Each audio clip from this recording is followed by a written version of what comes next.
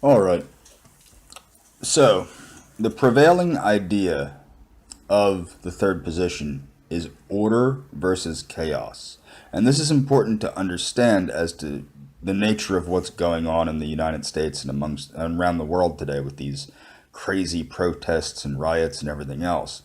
The overall idea of fascism is together we are stronger than the hordes of barbarians trying to destroy us. The fasci is a bundle of sticks wrapped around an axe. But more importantly, the third position, order versus chaos. Savitra Devi, a National Socialist author, covers this excellently in her book The Lightning in the Sun. But I'm going to explain it as follows. The third position is a philosophy of nature.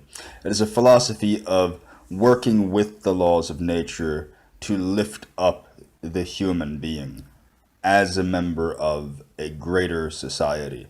It sees society as an organic life form. It's the what National Socialism and fascism and these other third positionist ideologies all merge into is the concept that we must work together to utilize natural law to fight entropy.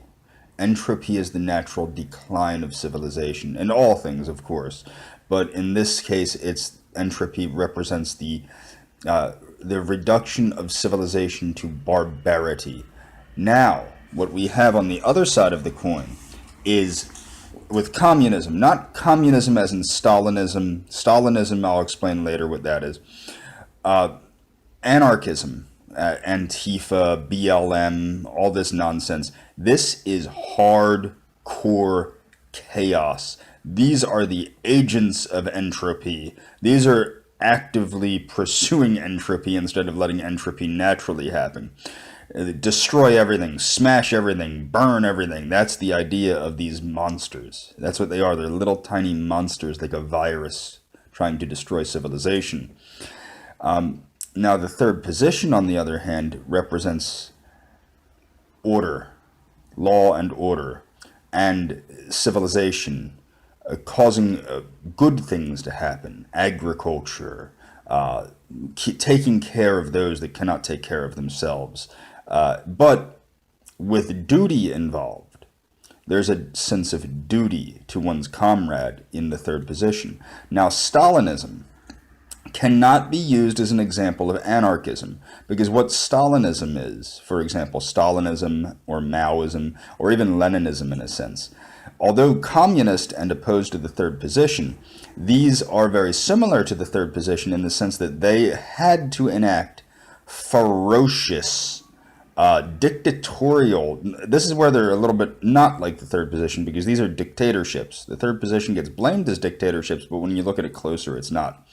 But in communism, you have these dictatorial governments that need to rein in the horrible chaos that was caused by the anarchists in order to help the communists take power.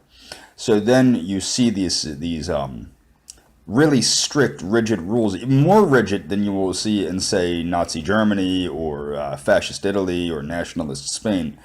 And this is in order to clean up the mess that had to be perpetrated by communist sympathizers that are anarchists. Now, what people are mistakenly not getting is they think that these people with the Che Guevara t-shirts on and all these are communists. And these people with the t-shirts on probably think they're communists, but they're not. Their goal is to break down our civilization to allow communism to creep in and enact itself. The biggest threats that we have to the United States is actually a type of what I would call a merger of capitalism and communism. In fact, Ayn Rand, in her last speech, Ayn Rand, the big libertarian philosopher, in her last speech, she talked about how the industrialist is promoting this idiotic concept of egalitarianism. Well, what is egalitarianism? Egalitarianism is this kooky idea that everybody is the same and equal. Now, what you have is you have rich bazillionaires like Bill Gates and trying to think of others off the top of my head that are actively working toward what they consider an egalitarian ideal by disinvesting from the first world and investing in the third world, and causing a population explosion in parts of the world that cannot handle a population explosion.